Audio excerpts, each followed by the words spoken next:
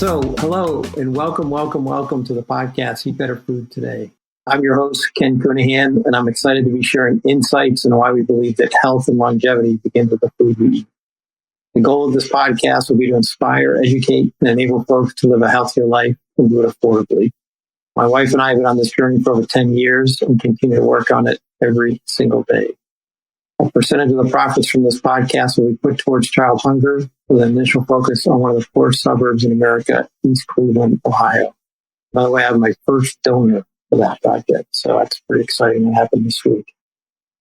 As a reminder, please be sure to visit my website, Eat Better Food Today, for links to the show, videos, and all the recipes, books, and articles that our guests provide.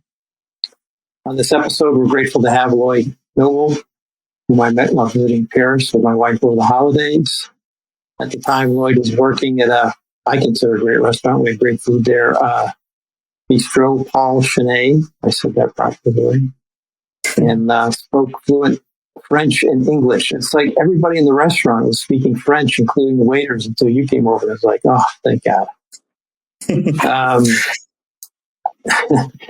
mean, I don't think maybe there was another American restaurant, but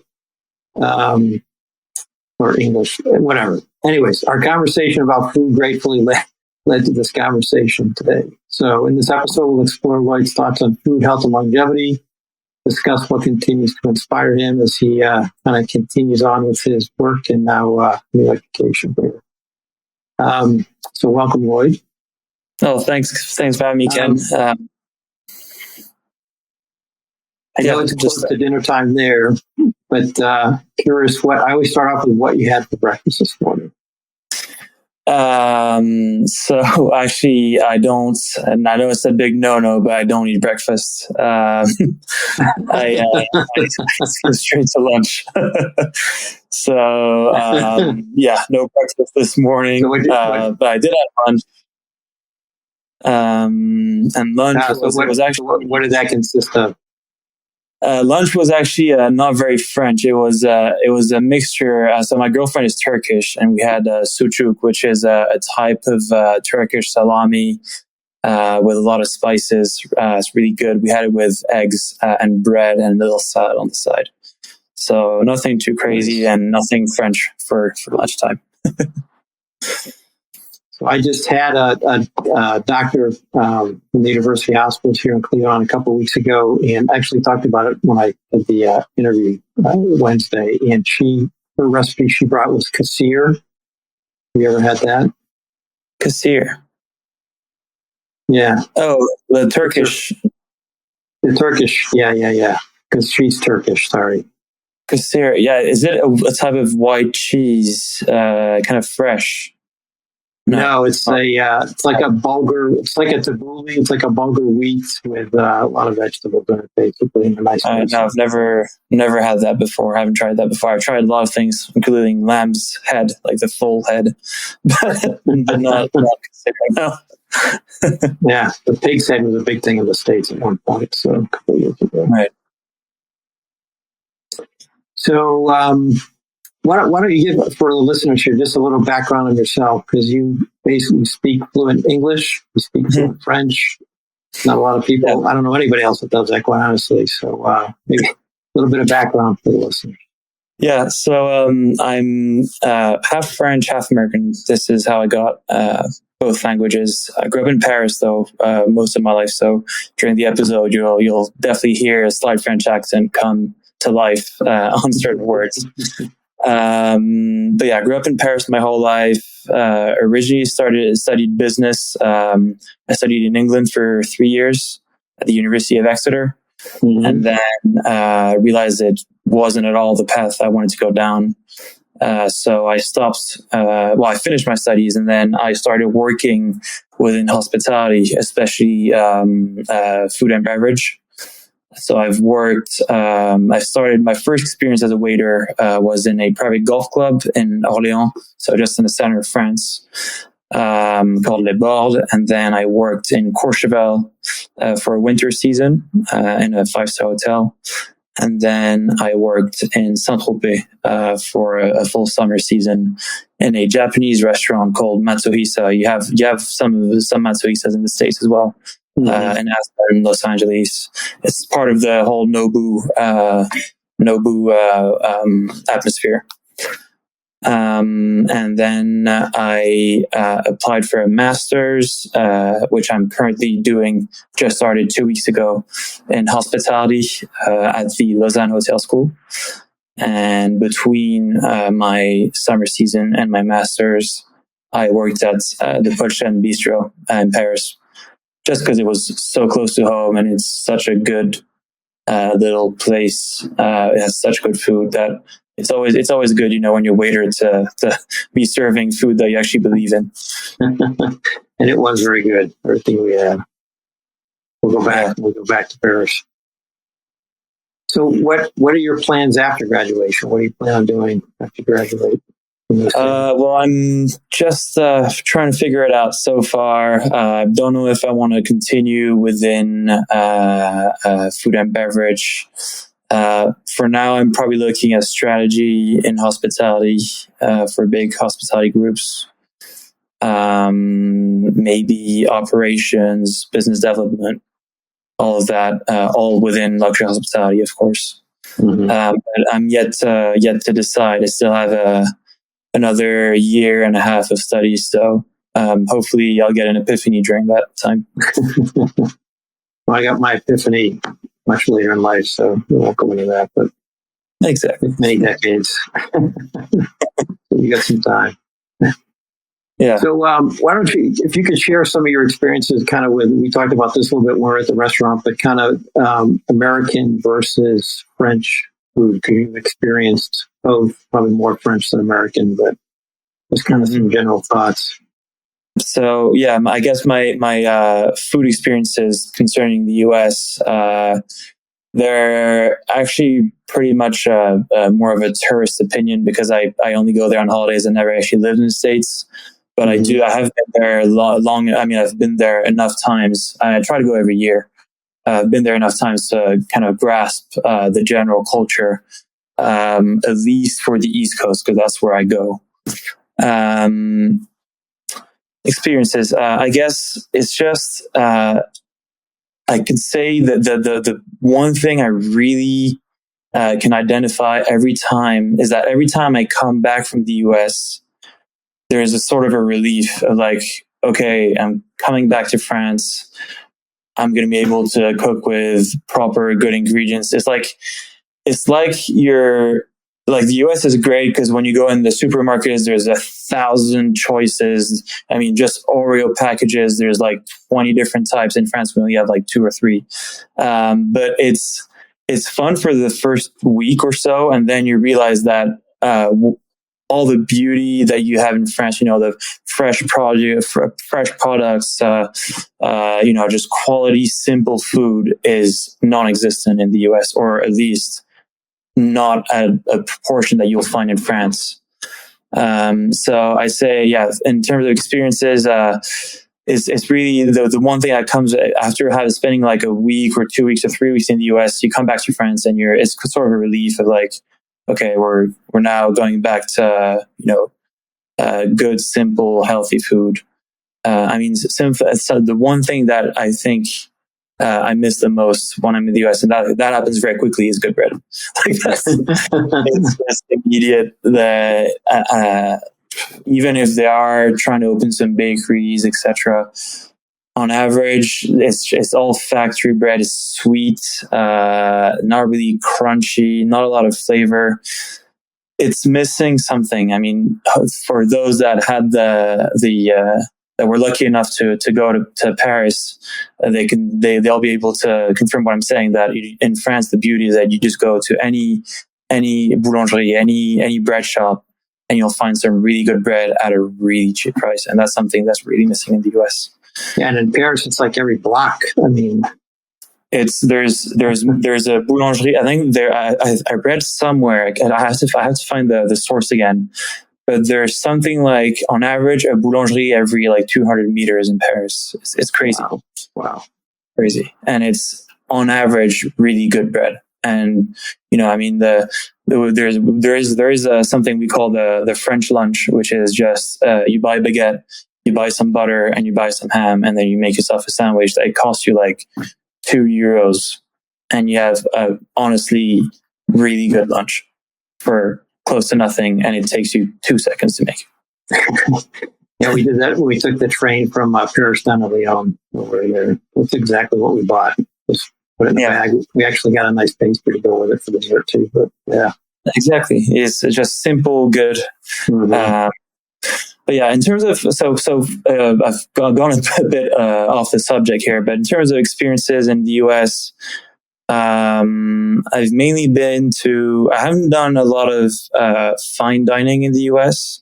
Mainly just simple restaurants, family restaurants, of all ranges, whether it's fast food or at least slightly refined.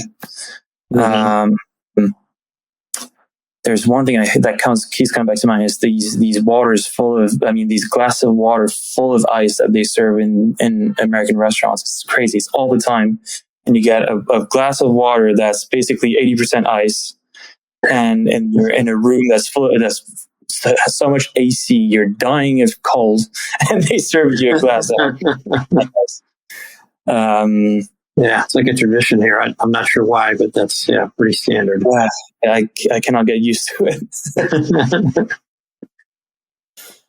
Yeah, and so on the bread side, so when my wife and I travel, even I'll just say Europe in general, but she can eat the bread there versus in the States, she cannot eat the bread because of the difference in the wheat in Europe versus the difference. I don't know if you have any comments on that, but and I've talked to, I don't know, dozens of people here in the US that have traveled over to Europe, and people that have wheat intolerances here in the US do not have wheat intolerances when they travel to Europe. It's incredible. I think that's linked to one big major problem, and that also influences many other aspects of fresh produce in the US versus in France or in Europe. It's regulations. Here the regulations when it comes to farming, to what you can use to grow your wheat, how you can process it, etc. There's much more regulations in Europe than there is in the US, I think that just means that on average, the quality of the produce you'll find in terms of the effect it has on health is just going to be much higher in Europe, because they're actually really strict about what you can and cannot do. And that's actually one of the reasons why at the moment farmers aren't very happy here. It's because there's so many regulations, and especially in France, they have so many regulations compared to other markets that they're left with, they have non-competitive prices. They don't have competitive prices because they have too many regulations. So we're at quite an extreme where literally they have a guideline of exactly what they can and cannot do, and it's quite strict. But I say on average, it is a good thing, because gluten intolerance is not a big thing here. In the US, it feels like 1 person out of 2 is intolerant to gluten. In France, yes. I don't know. I don't think I might have 1 or 2 friends that can have gluten, but that's it. Yeah, it's a recent, meaning the last, let's say, 20 years. It was not an issue 20 plus years ago in the States either. So it's definitely, I don't want to go down that rabbit hole, but there's definitely some things that have happened agriculturally here that are not in the best health interests of people in the States. Yeah, there was an interesting, I'm going to kind of jump over it. So the British Medical Journal came out with a study the last couple of weeks, and they were talking about ultra-processed foods, and we were talking about going to an American grocery store and all of the selection that they have. And the comment they made was that 58% of the American diet is based on ultra-processed foods. So, and to me, an ultra-processed food, I don't know what your definition is. If you look at something in the label and you can't understand what the ingredients are, that's an ultra-processed food. Yeah, versus, buying nuts and it says cashews, salt, olive oil. That's not an ultra-processed food. So So that's 58%. And then they also compared to like Italy and said that the Italians eat about 10% ultra processed foods. I didn't see what the French number was, but I'm just going to assume it's pretty low as well. But close, yeah. Yeah. And so I don't know if you have any thoughts there, but it's kind of like ultra processed foods is kind of like pouring water into your car's gas tank. It just doesn't give your body the fuel it needs to go. Mm-hmm. I mean, and that's what we're consuming in the States too. The other study I read was 80% of the diet of children here is ultra processed foods. And then so it leads to all kinds of, there have been other studies done, chronic diseases are up in the US. Kids are,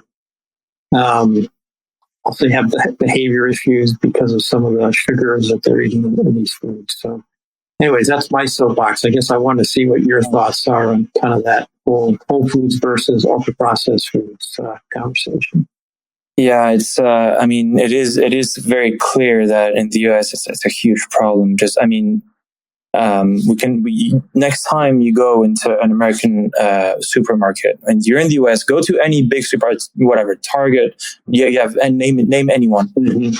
Go there, you go inside, pick one category like, biscuits, and then take a picture of the aisle and then just type in like supermarket in France and look at the difference. There's going to be a million choices of the same thing. Yeah. And it's everything is processed. I mean, even something as simple as, I don't know, carrots, they're going to be cut in squares and then extra crunchy or extra whatever. It's not just simple plain carrots. They're processed in some way. And that's just for carrots. I mean, there's so many different, ingredients that are just over processed because it's just part of the culture.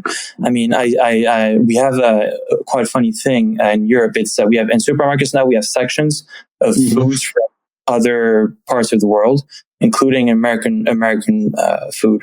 And in the American section is stuff like marshmallow cream and it's just the Hershey's liquid chocolate. I mean, it's crazy the culture that is in the US about just food in general. It's like if the food isn't processed, it isn't good. It's like people have lost touch of the fact that the best food is made with the simplest ingredients. Yes, I couldn't agree more. It's like people have forgotten that you can make an amazing dish with pasta, 2 tomatoes, a mozzarella, and a bit of olive oil. Like you can have, that'll be more an Italian style dish, but I mean, you can make a really good dish with really simple ingredients, and people have just lost this culture. And I mean, if you go on YouTube and you have a look at American channels that'll show, like American food channels, it'll be like, the special recipe, whatever, and you realize it's just very simple stuff. It's like people are discovering that the simplest ingredients make the best food. And this is a culture. I think it's really in the US. Unfortunately, the parents don't stress this enough with their children. They just, it's like they're just going to go out. They're not going. They don't. Not as much as in France, at least. They don't go and just buy simple ingredients like vegetables and butter, milk, and that's it. They're always going to buy, stuff that's already been prepared, all that stuff. And it's the children nowadays, especially in the US, are just not educated, that they're just not aware of the fact that originally, a dish has 4 ingredients at best. Mm-hmm. And the reason I have some hope here, I'm going to make a couple other, so that's kind of I'll say the negative side, but at least our president and vice president recently in the last couple of years have started funded a food initiative to end hunger and improve nutrition and reduce related diseases by 2030. So there's at least a recognition that things need to change here. And in the city of Cleveland, I'm going to release my podcast interview I did a couple of weeks ago with the director of food and nutrition there, Bob and Becky. And so they started in there's 85, I got to remember the number right, 85 schools in the city of Cleveland. I forget how many, 30,000 plus kids. It's probably higher than that. But anyways, they now have a salad bar for lunch in every single school. And they've gotten rid of Pop-Tarts. They've gotten rid of, I didn't even know there was such a thing as blue applesauce. And so they're starting to make changes here. And they're getting, help from different organizations to do that. So it's I think things are starting to change. It's going to take years for it to happen, but that's one of the positive things that we're starting to see here. So, I mean, it is a start. But then again, I mean, if then the salads turn into, if the salad available is like some sort of modified ultra crunchy salad with a really creamy cheese that isn't actually cheese, or is like 90% plastic, and then they add bacon and whatever on top, we just go back into the same circle of just trying this. It really, there has to be a shift from just the parents and at school teachers educating the children to like really make them aware of the fact that they have to go back to just simple primary ingredients, and that a salad with just green salad, a bit of oil, and salt is the best thing ever. I mean, it's they should be looking for the taste of the actual vegetables, not to hide that taste with cheese and ham and whatever. Well, and if you have good growing practices, your vegetables are just going to taste better versus exactly. Of course. Yeah. So, and I just interviewed, I think it released in about a little bit behind, but probably about 4 weeks. But somebody in Cleveland that just started, they basically take food scraps and turn them into compost and healthy soil, and then kind of distribute it out. So if you have so we talked a lot about healthy soil and how it grows good tasting, vegetables. So I think so we have to do a better job here in the States doing that. So. I mean, it's really just about education. And I read, I think it was yesterday or the day before anyways. Now the biggest nutrition problem in the world isn't hunger anymore. It's obesity. Officially, there are more obese people than people starving in the world. Yes. At the moment. And that's a real problem, because that I have no medical background or anything, but I can guarantee you that, if you walk around France, you see people on average are going to be slimmer because they eat less processed food. Mm-hmm. They eat less trans fats. They eat, just simple ingredients that the body is naturally used to, how does it decompose? Your body is used to break down these natural ingredients. And if you eat over complexified stuff that's been transformed in every direction with things that probably aren't even edible to start with, obviously your body is not used to breaking down that stuff, and creates fat and etc. I think I'm pretty sure it's been proven that the link between obesity and people eating transformed produce is there's a causality between the two. Yeah, they did a series called The Blue Zones. I don't know if you've heard of that there, but it's locations around the world that have people that live to be 100 plus years old, and they've kind of done studies on why they live, and basically exercise. They have good, I'll say, community relationships, and then they eat the way you're talking about. They eat natural, whole foods, simple ingredients, and that kind of thing. So one of the blue zones that they talked about, which was in Southern California, went from eating and living that way, and then they started introducing some of these ultra-processed foods into that city and into their supermarkets, and the obesity rate went skyrocketing. So it's just, there's definitely a direct relationship between the two. So, So what are your what did so when you were growing up, what did you have for like a school lunch? What just give us an example of A school lunch. Let's see. Well, it's there. We first of all, there's one when I think about how I was at school in general. It was there. I really you could see all the time. There's a thing we say in French, which is 5 fruits et légumes par jour. It means 5 fruits or vegetables per day. And it's something that was really, it was stressed all the time at school, 24/7. So we really got in our heads the fact that we do need to eat a variety of vegetables and fruits per day. So, I mean, a meal at school was probably something like, a little green salad or, grated carrots to start, and then a simple, meat ragu with rice and an apple to finish. And usually there was also that culture about you can only everything you pick and you put in your plates, you have to finish, and you would get punished if you left a tray that was half full. Wow. It's I mean, at school they really do that job of like making sure children are eating a very diversified diet, and it's not just pizza. Mm-hmm. I mean, the time when it was pizza at school, it was like a party day. It happened like 3 times a year. And 3 times a year we would have pizza, and it was the greatest day ever. But the reason why it was great, it was because it was only 3 times a year. Right.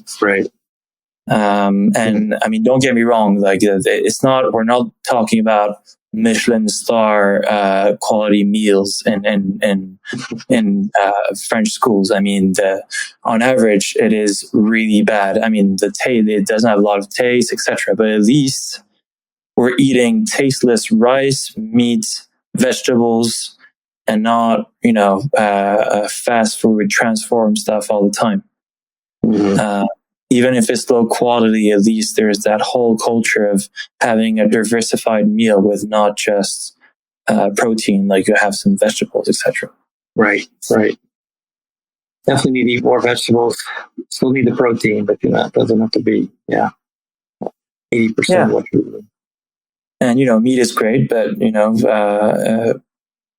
diversifying the meat first of all, not just beef all the time. Try a bit of fish, a bit of lamb, a bit of anything you get your hands on, really. And sometimes a meal without meat is always beneficial. I'm a meat lover myself, but once in a while, if I can do a pasta that has no meat, just with mushroom and cheese, it's always good to allow your body to rest a bit, because meat is one of the hardest things to digest. Well, I think here, again, in the States, I think where the portion sizes for people, when they order a steak, for example, instead of a normal size steak, they get a 16 ounce or a 20 ounce. It's just your body can't digest that much. Yeah, that reminds me, it was a feeling I got when I was a child traveling from the US to France. It was like, as a child, I thought it was really cool because when you went to an American McDonald's, the same meal you ordered in the US was like twice the size of the meal you had in France. So as a kid, it was great, but now thinking back on it, it's a bit depressing to think that when a kid orders a, I don't know if you have Best Off or Maxi Best Off in the US. That's how we call it in France. It's like the difference. It's like between medium and large. When you have a large meal in the US, you get a drink that's about 10 feet tall, and it was really sweet, and it was great as a kid because you were like, oh my god, everything is huge. But you realize that if people are getting used to that, I mean that's where the problem is. Right. Yeah. It's all about when I listened to the podcast yesterday, I was just talking about you want to have different colors on your plate, different variety, not just piece of meat. Yeah, the color game is a good is a good game. Try to have at least 3 or 4 colors on your plate. It's not so much about the colors themselves; it's more about diversifying what's in your plate. Right. But then again, I think one of the keys to a good and healthy meal is simplicity. Another example, if you look in the US, you see a thing that's very trendy is stuff like mix and matches, sushi pizza. I mean, stuff like that. There's like so many meals that are just a combination of everything. And that means there's so many different ingredients and it just becomes a mess. If you look at countries that are known to eat healthy and eat well, France, even Japan, a Japanese meal has 3 ingredients at best. They look at a typical Japanese meal. It's a bowl of rice with a bit of fish on top and maybe, I don't know, some marinated cabbage or something. Mm-hmm. It's very simple meals, and they are some of the best meals out there, but they're simple. I was looking at an American YouTuber who was talking about this meal he had where it was a cookie pizza. So it was like a pizza-sized cookie with cream and ice cream on top and whipped cream, etc. And it was just it's a mess. And the order sizes are way too big. People are losing touch of what you should be eating in a day. It's like having a kilo of meat in a day is normal, when you should be having maybe 250 grams at best. Right.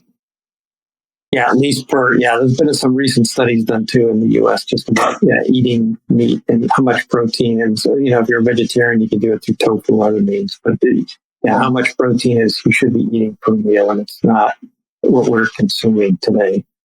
So just to put a little different, so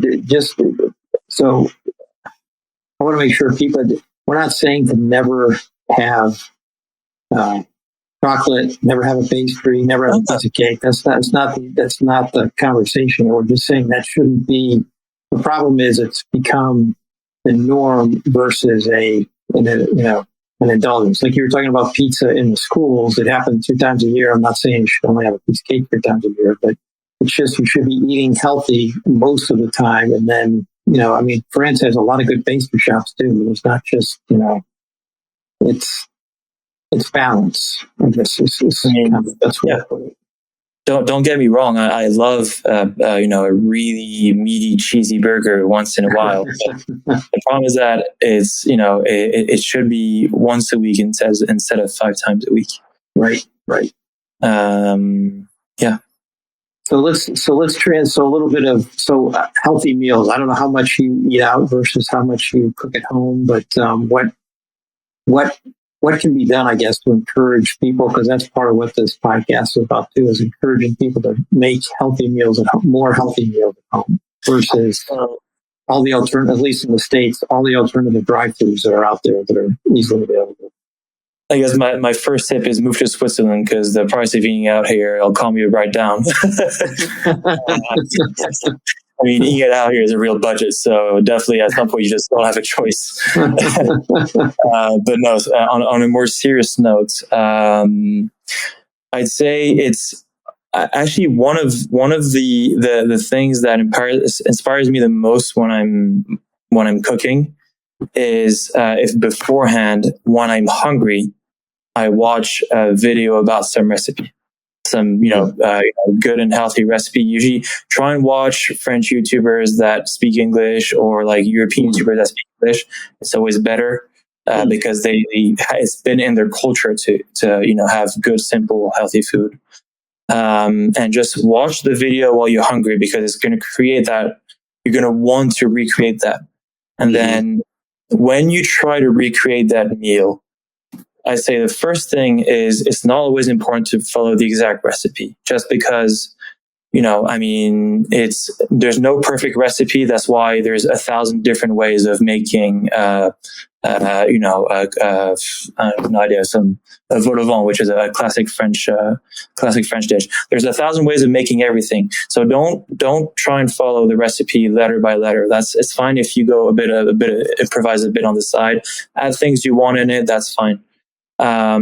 Second of all is if the first time it doesn't taste great, don't give up, because it only comes with practice. I mean, the amount of dishes I've tried to do, and the first, it was like the worst thing, but at least I learned, okay, so maybe I should put a bit less of this, try a bit of that, etc. Change it up and just practice, and practice makes perfect.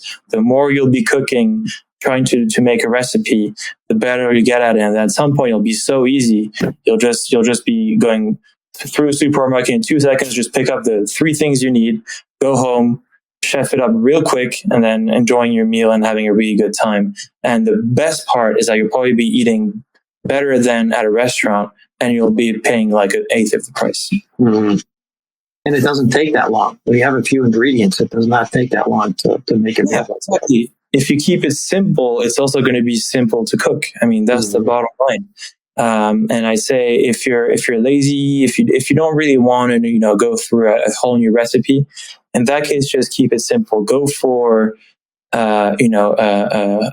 the base of the meal. So whether it's meats or fish, something really simple like some salmon or just a small piece of steak.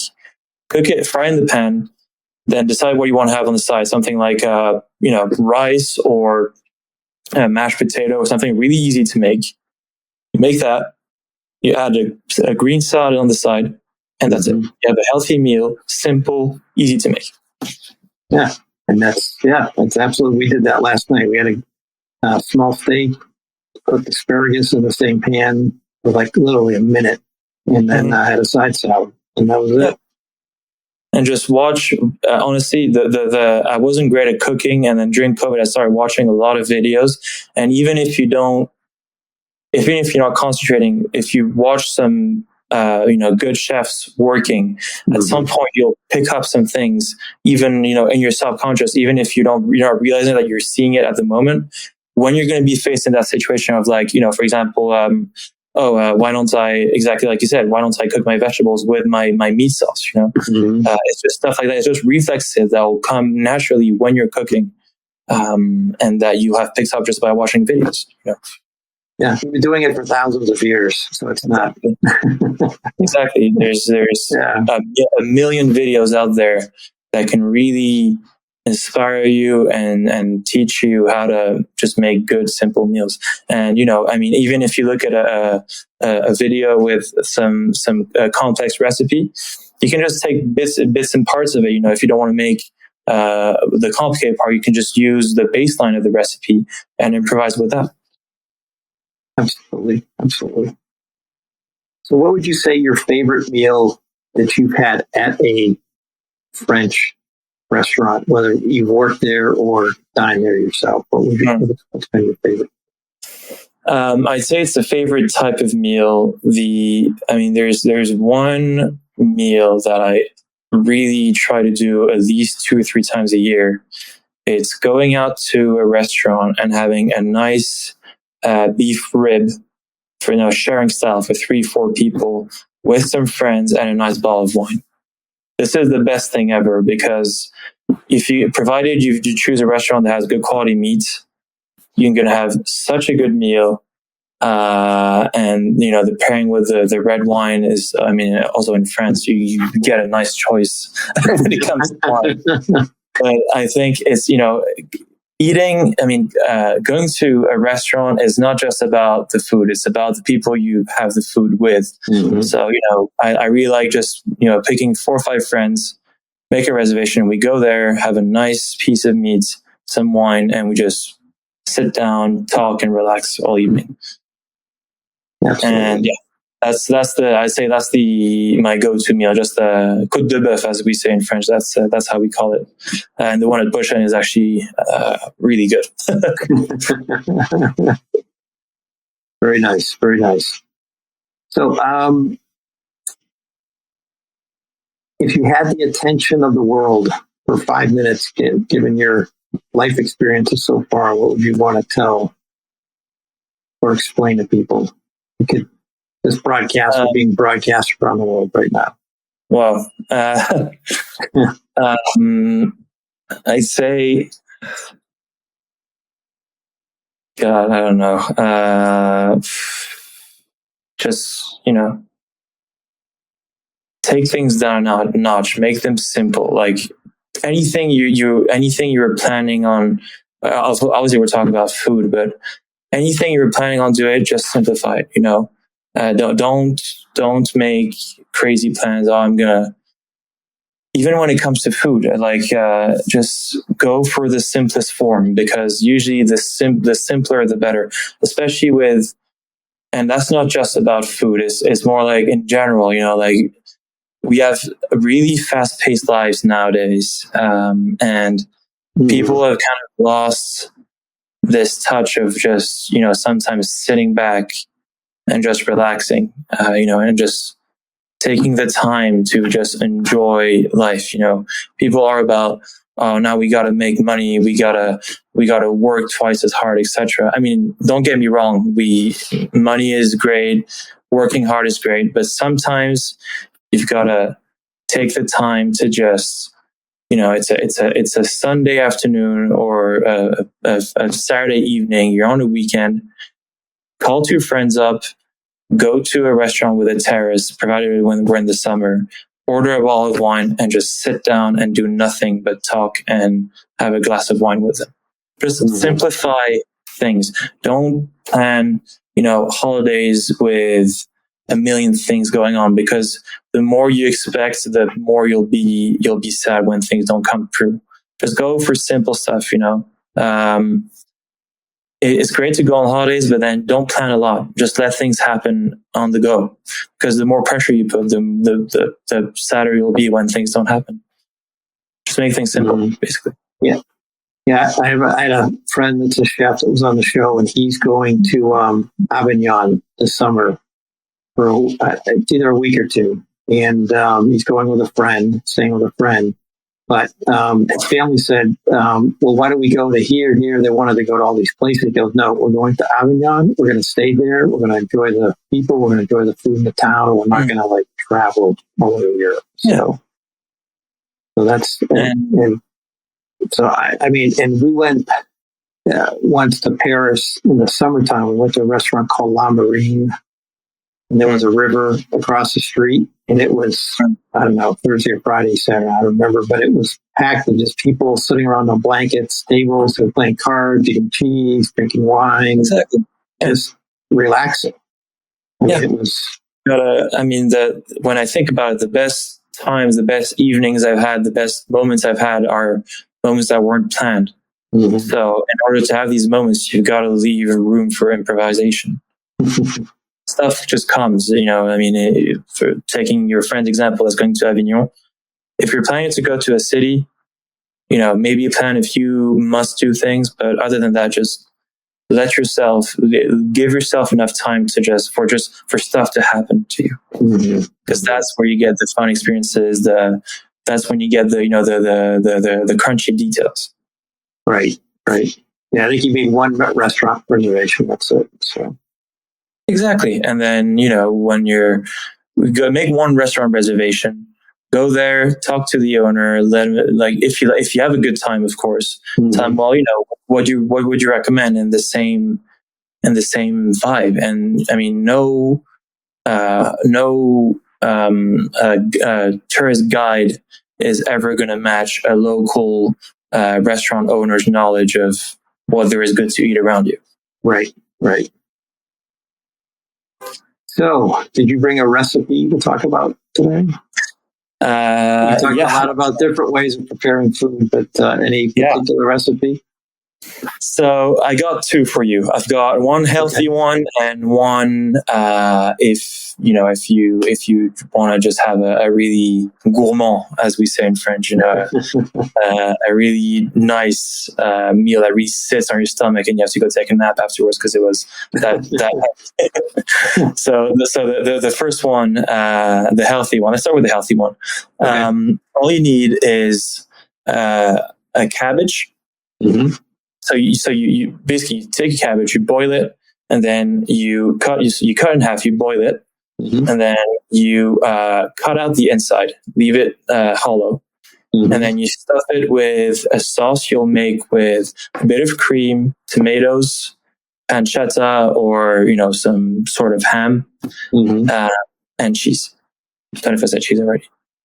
And you just make that sauce, put it in the cabbage, stick it in the oven, put a bit of cheese on top, and let it cook. And once the cheese is grated, you can have it. And that'll be basically some sort of stuffed cabbage, basically. Okay, so did you say boil the cabbage first? Yeah, so you boil the cabbage first. That allows for the cabbage to be cooked, and that way in the oven, it just kind of, melts the cheese, etc. But it doesn't, there's not much cooking going on. That way, as soon as the cheese is crusted, it's ready to go. Okay, gotcha. And it's healthy because you've got some cabbage, you've got some tomatoes, but it's also really nice because you have some cheese, you have a bit of pancetta or ham or any. I mean, and of course you can replace some of these ingredients. But it's really simple. It doesn't cost much, and it's actually healthy because you do have some healthy stuff in there, and it's simple. Yeah, so you can use ground beef, ground lamb, tofu if you're vegetarian. Any kind of niche and fancy. Really. Yeah. It's just as long as you really make sure you get enough cream in there. So you really get that creamy sauce that's going to go really well with the cabbage, which can be a bit dry, but if you have that creamy sauce inside of it, it's going to be perfect. Okay.